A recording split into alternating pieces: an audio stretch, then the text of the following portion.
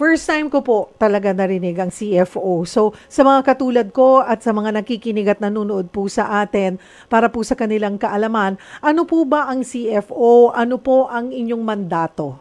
Well, ang CFO po or ang Commission ng mga Pilipino sa Ibayong Dagat or Commission on Filipinos Overseas. In short, CFO is an agency under the Office of the President. No? Under po kami sa opisina ng Pangulo ng Pilipinas.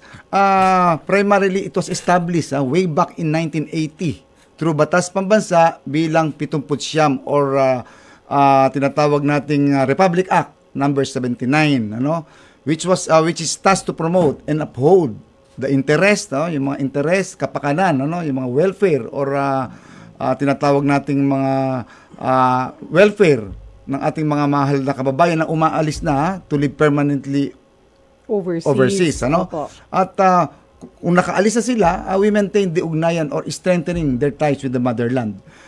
Under our mandate also, we provide assistance, ano, and advice to the Office of the President and Congress in the formulation of policies and measures affecting Filipinos overseas.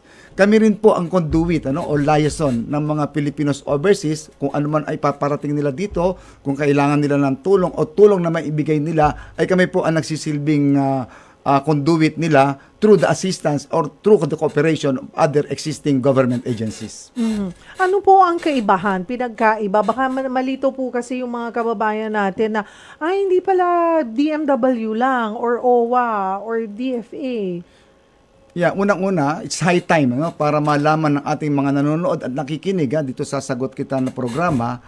Ang Commission on Filipinos Overseas, kakaiba, no? It's a unique agency. Kasi po, ito po yung ahensyang tumutugon sa mga pangangailangan, ano? Yung mga Pilipinong aalis na through mga tinatawag nating family reunification, yung petisyon, ano? Ng mga magulang, kapatid, o kamag-anak, o kaibigan, petisyon, ano? I-sponsor ka. Tapos may mga marriage migrants, yung mga maalis para mag-asawa na ng mga banyaga. At meron po mga independent migration. Yung kusang umaalis, ayoko na dito, o baka may pagkakataon akong umalis, baka manirahan muna ako sa abroad, ay dadaan po sa masusing proseso sa Commission on Filipinos Overseas. Therefore, in short, ito po yung mga permanent migrants na in the future.